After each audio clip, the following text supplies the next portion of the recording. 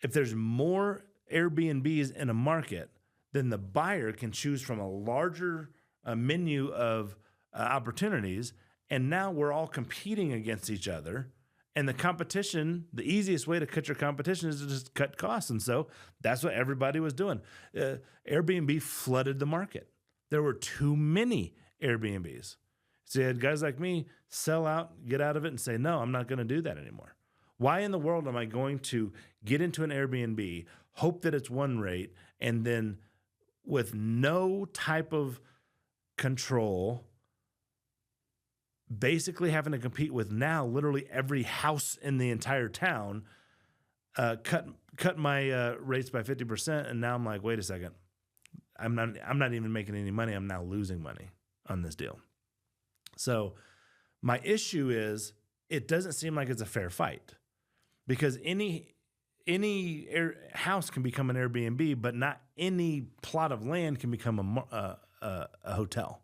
Okay, so that's my hotel to Airbnb kind of analysis. It's also a problem when you start talking about the competition. Now, there are some local markets wisely have said, no, we're only going to hand out X amount of permits, short-term rental permits. So Breckenridge, for example, I don't know the exact number where they landed, but at one point they were thinking about doing it 3,000. So, hey, in order for you to rent out your house short-term, you've got to have a permit, and there's only 3,000 of those. So that will limit the amount of short-term customers in that market, therefore stabilizing the rates, therefore making it so that investors are not just completely losing in the scenario. They do it to hotels. Why can't they do it to short-term rentals?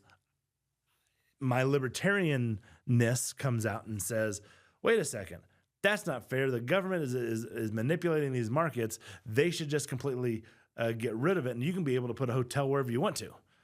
But then the societal democracy says, no, I don't want my next door neighbor being able to knock down their house and go build a 30-story hotel.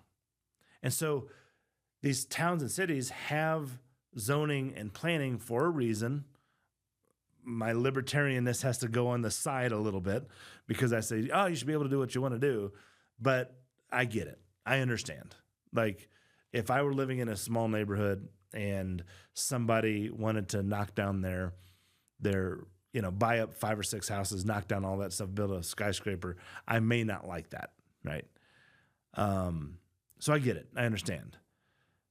The problem is now we do have to have some constraints. And so when you're buying an Airbnb, when you're thinking about investing in an Airbnb, number one, make sure you understand what the local rules and laws are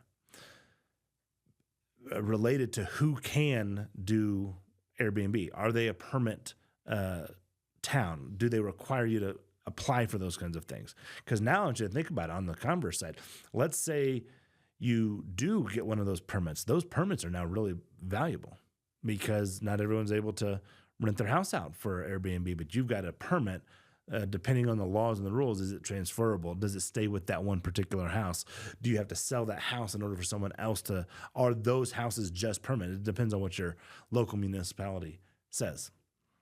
Now, there's another part to this, which is not just do they have permits, are they allowing Airbnbs to happen all the time? Are there some areas, there are some local municipalities who have completely outlawed it. No, you're not allowed to do short-term rentals. So imagine if you came in, bought a house with the idea to do a short-term rental, and now the city and the town says, done, you're out. And you analyze your entire pro forma based on the ability to go rent this out short-term because you get paid higher per month than a long-term rental. Now you're in a world of hurt. So my admonition is I would be avoiding markets that have unlimited Airbnb. I would also avoid markets that have a negative connotation towards short-term rentals.